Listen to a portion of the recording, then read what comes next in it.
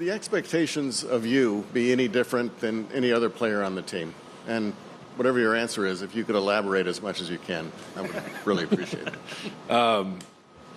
Should the expectations of me be different than any other player? I mean, I don't really think about that kind of stuff. I mean, if that's something that you want to write about, then more power to you. I don't think I have any. I don't think about expectations. I don't bother with that kind of stuff because it's unimportant to me.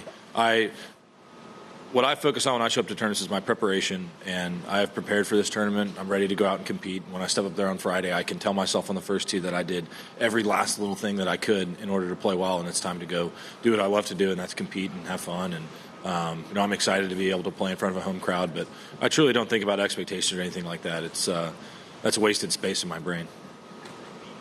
We're here on mic 7. Scottie, you're going to have a ton of home support, obviously, here this week, including from the President of the United States. He's going to be making a visit. How do you think it feels for you and the guys to have him here? Yeah, I think our team as a whole is we're very proud to be Americans. I think the flag means a lot to us, and being here in New York, I think is very special as well. And to have the President here is, I think it's been a tough few weeks for our country with some of the stuff that's been going on, and to have our president here and for us to be able to represent the United States of America, albeit in a golf tournament, is extremely important to us, and we're excited to be here on home soil with a home crowd, and we're ready to get this tournament started. Alex Maselli. Hey, Scottie. Could you talk about when Tiger was on these teams, it was always hard for the captain to pair somebody with him because he was the world number one, everybody looked up to him. I'm suggesting maybe that in some ways that's where you fall this year in this team.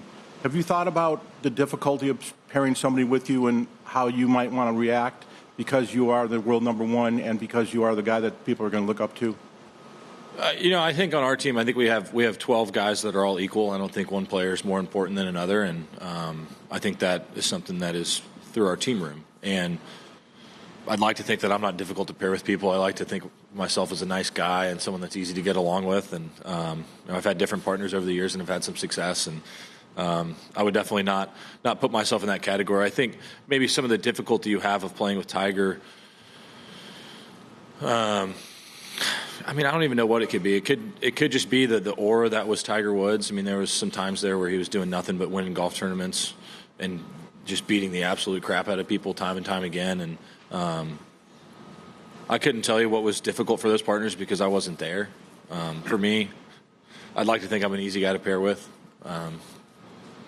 So you don't think there's an aura being Scottie Scheffler? Not really. I don't have much to elaborate on that. It's yeah. Up to Ian on 19. Scottie, you raised quite a few eyebrows with your comments at the Open Championship in terms of what golf overall means to you as an individual and how quickly you move on from the triumphs. I just wonder if that dynamic is altered in any way when you're playing for your country as you are at a Ryder Cup. Yeah, I think what I was trying to say at the Open Championship is that immediately after a tournament ends, there's this euphoric feeling of actually winning the golf tournament.